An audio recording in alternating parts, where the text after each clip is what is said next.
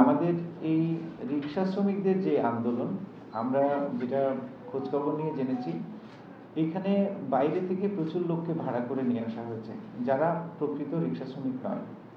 একই সাথে কিছু হকারকে এখানে আনা হয়েছে এবং আমাদের ভিডিও ফুটেজ বিশ্লেষণ করে আমরা যেটা দেখেছি, সেখানে হচ্ছে চিহ্নিত কিছু ছিনতাইকারী এবং মাদকসেবী যারা, তাদেরকেও এই সমাবেশে দেখা গেছে। তো এখানে আমাদের প্রশ্নটা আসে, এটা ভিন্ন কোনো উদ্দেশ্যে পরিচালনা করা হতে পারে। এবং তাদের যে নেতৃবৃন্দ আপনারা লক্ষ্য করেছেন, এদের মেজরিটি সিলেটের নয় এবং তারা মূলত রিক্সা চালকও নয়। সুতরাং তৃতীয় একটা শক্তি এখানে এই আন্দোলনের নেতৃত্ব দিয়ে দেশকে অস্থিতিশীল পরিবেশ সৃষ্টি করার একটা পায়তারা করছে।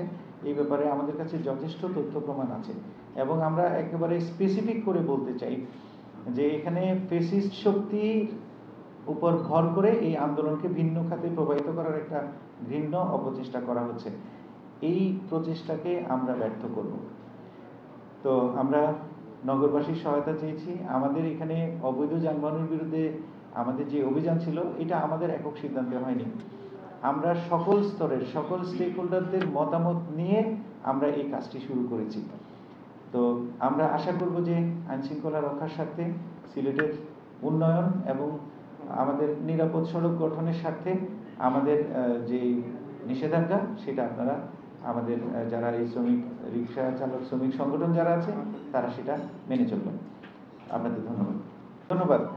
এটা নিয়ে আমরা কাজ করছি। এখন হলো যে এইটা আমরা অনেক দূর এগিয়েছিও, কিন্তু এখানে এই তাদের যে স্বার্থ সংশ্লিষ্ট যে বিষয়গুলো, সেগুলো যাচাই বাছাই করা হচ্ছে।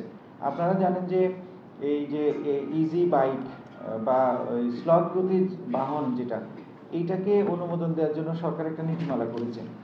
তো সেই নীতিমালার আলোকে কয়েকটা প্রতিষ্ঠানকে প্রাথমিকভাবে এই ধরনের এই যানবাহন তৈরির জন্য অনুমোদনও দেওয়া হয়েছে এবং তারা সেটা প্রোটোটাইপ প্রস্তুত করেছে, সেটা অনুমোদনের অপেক্ষায় আছে। তো এটা যদি অনুমোদিত হয়, সেক্ষেত্রে আমরা হয়তো এটাকে বিবেচনা করতে পারি।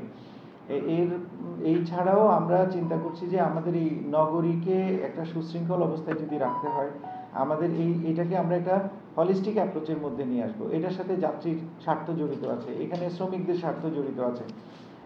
তো আমাদের প্ল্যান হচ্ছে যে আমরা এই সিকিউরিটিটাও এনশিওর করব এবং এটাকে আমরা একটা সফটওয়্যার বেস করব, যাতে এখানে যে কোনো ধরনের ভাড়া নিয়ে কোনো অনাকাঙ্ক্ষিত পরিস্থিতি তৈরি না হয় এবং হচ্ছে এই যে মাঝে মধ্যে ছিনতাইয়ের যে সমস্যাটা, সেই সমস্যাটা যেন দূর হয়।